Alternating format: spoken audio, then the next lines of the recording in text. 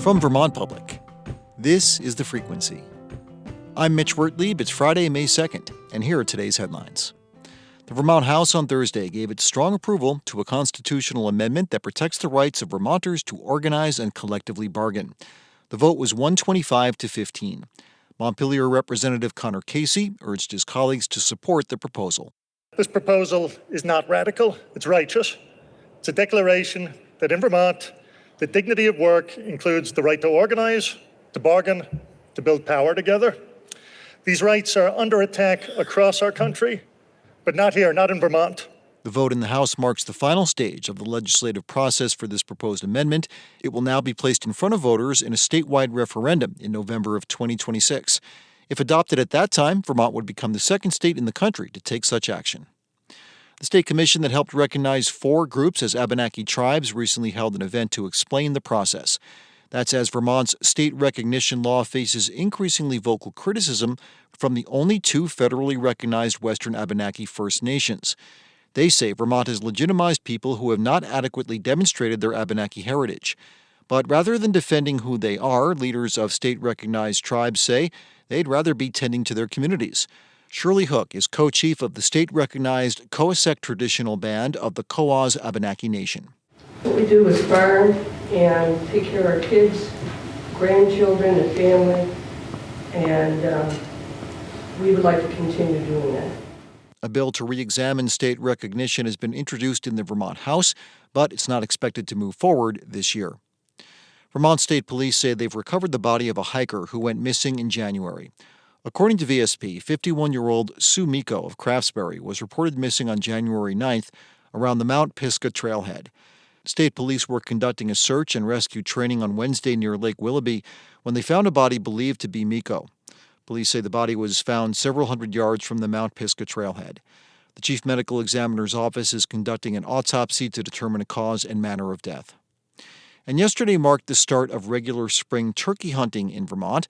Fish and Wildlife reminds hunters that the season runs through the end of May and that shooting hours are 1 half hour before sunrise until noon.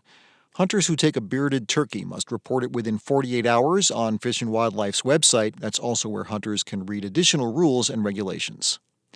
Coming up, most public trails in Vermont are on private land, but there's concern that climate change, land sales, and overuse could alter that tradition. We'll have the story after this. Whether it's for hiking, snowmobiling, mountain biking, or hunting, more than half of the public trails in Vermont run across private land. But climate change, land sales, and overuse are all threatening this long-standing tradition. So as the state now recognizes the importance of an outdoor economy, there's a call to support and save public access to these lands. Vermont Public's Howard Weiss-Tisman has more.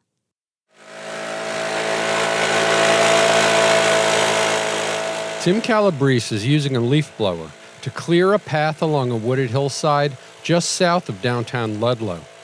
He's following a line of pink flags that mark out a future mountain bike trail.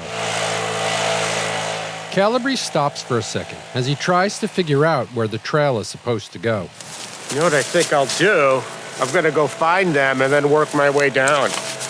I am not sure which one they cut. Calabrese is a volunteer with Ludlow Area Sports Trails, or LAST. The group has been working for almost 2 years to make this new trail, which will run across 300 acres of private land, a reality. That work includes getting the landowner's permission, which is the norm in Vermont, where about 70% of all public trails go through private land, according to a recent state report. Jackie Dagger, who heads the state's Outdoor Recreation Office, says it's small volunteer groups, just like the one in Ludlow, that manage most of these trails. It's a tradition that we've had for a long time, and it's a gift to our neighbors. It's a gift to visitors who come here to appreciate the natural beauty that we have. And there are challenges that come along with that. Overuse is one challenge. Trail use has doubled since the pandemic, meaning there's more maintenance for these volunteer groups. Climate change, which is expected to bring more severe rain and floods, is another big challenge, Dagger says. Volunteers don't always know about the best practices in working around streams, and when there's flooding and washouts, there are limits on how federal money can be used on private land.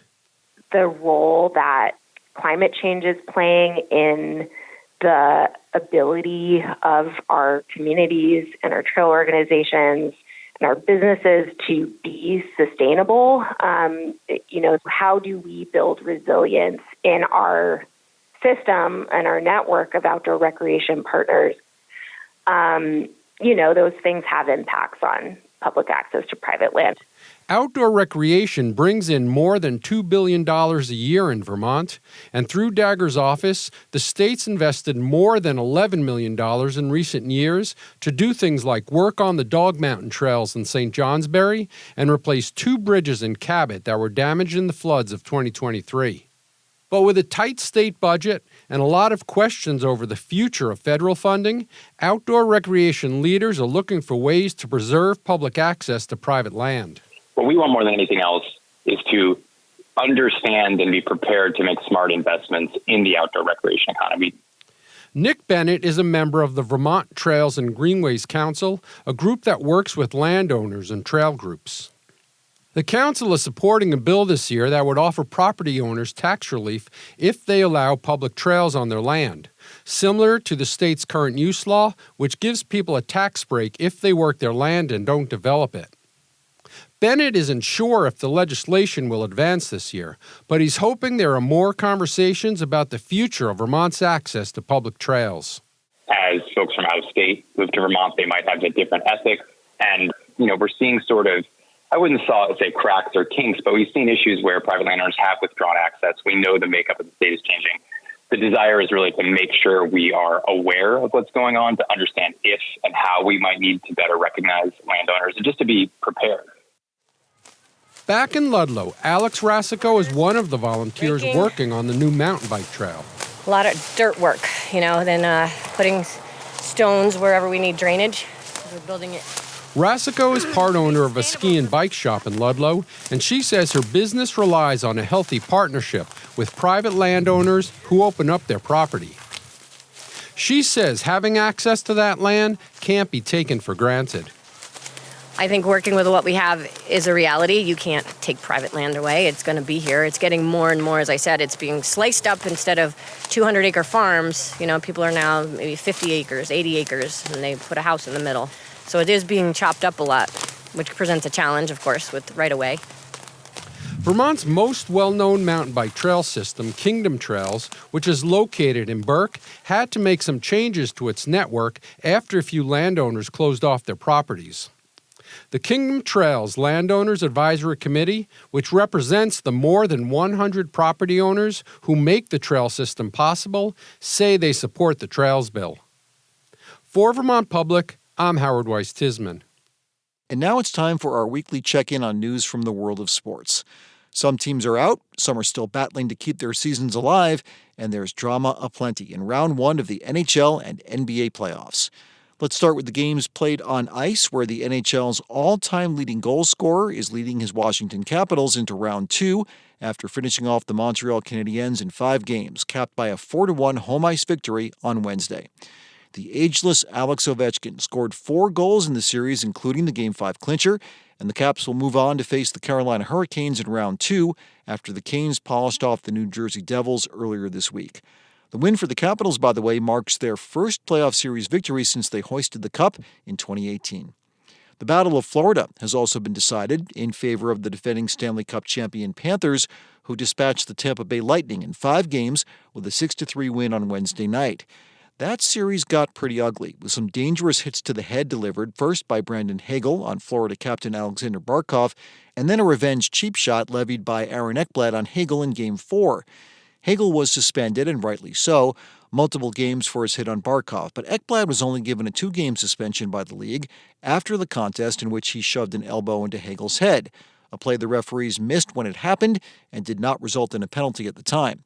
The suspension afterwards at least shows the league is paying attention, but here's hoping the rest of the playoffs don't contain more of these incidents.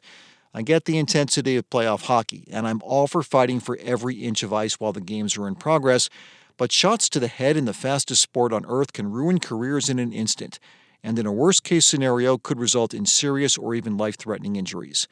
The NHL needs to send a sterner message, and the only real way to do that is to suspend players like Ekblad and Hagel for the rest of the postseason if there is clear evidence there was intent to injure, and in both these cases it's pretty evident there was. A series yet to be decided has the Winnipeg Jets taking a 3-2 lead over the St. Louis Blues after a 5-3 win Wednesday night. Neither team has won a road game in this series, and it could be tough for the Jets to put the Blues away in St. Louis tonight in Game 6 if they're without one of their best players, forward Mark Scheifele, who was injured in Game 5 after suffering 2 hits from 2 different Blues players, and yes, one of those hits was to the head. Scheifele's status is questionable for Game 6, and I wouldn't blame Jets fans for being livid if their top-line center can't take the ice for the rest of this series or beyond. Now, there are 4 other series that by the time you're hearing this could be decided or will be heading to a nail-biting winner-take-all Game 7. If the Toronto Maple Leafs were unable to put away the Ottawa Senators in Game 6 last night in the Battle of Ontario, you'd better believe Leafs Nation will be jumpier than a frog on a hot plate for Game 7 on Saturday. Not only because the Leafs have suffered multiple epic playoff collapses in recent years, but because they had a 3-0 lead in this one before Ottawa won 2 straight. And only 4 teams in the history of the NHL have ever come back from a 3-0 deficit to win in Game 7.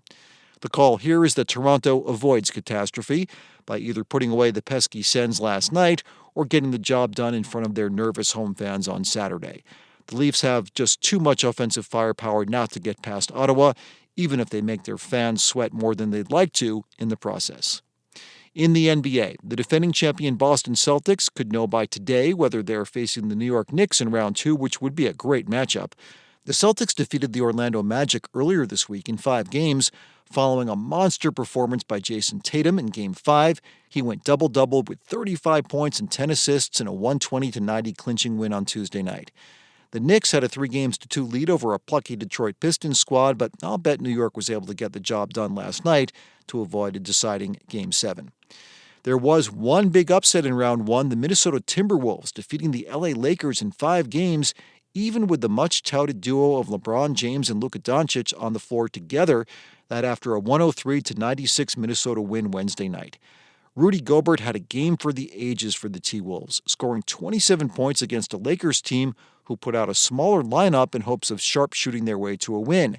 And strategy failed spectacularly as Gobert pulled down 24 rebounds. He just owned the boards on both ends of the court. Minnesota awaits the winner of the Golden State-Houston series with the Warriors ahead 3-2 heading into Game 6 tonight. In Major League Baseball, the Boston Red Sox got a strong outing from Lucas Giolito this week, and that's a big deal because he was making his first start for Boston after missing more than a year due to an arm injury. He was staked to a 6-0 lead against the Toronto Blue Jays Wednesday. It all looked pretty good. He was in line for the win, but manager Alex Cora may have left him in a tad too long. He gave up 2 home runs after striking out 7 in 5 innings, and the lead was cut in half. And then the normally reliable Garrett Whitlock gave up a 3-run homer in the 7th inning, and the Blue Jays went on to win the game 7-6 in the 10th inning on a walk-off bases-loaded single. And that's our weekly look at news from the world of sports.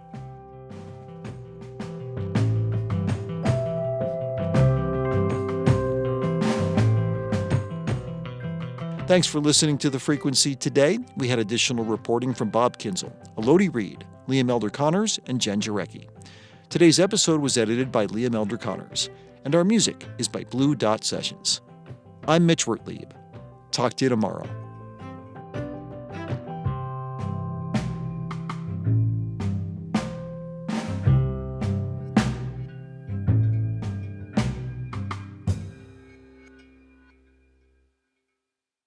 Planet Money helps you understand the economy. We find the people at the center of the story. Garbage in New York, that was like a controlled substance. We show you how money influences everything. Tell me what you like by telling me how you spend your money. And we dig until we get answers. I had a bad feeling you were going to bring that up. Planet Money finds out. All you have to do is listen. The Planet Money Podcast from NPR.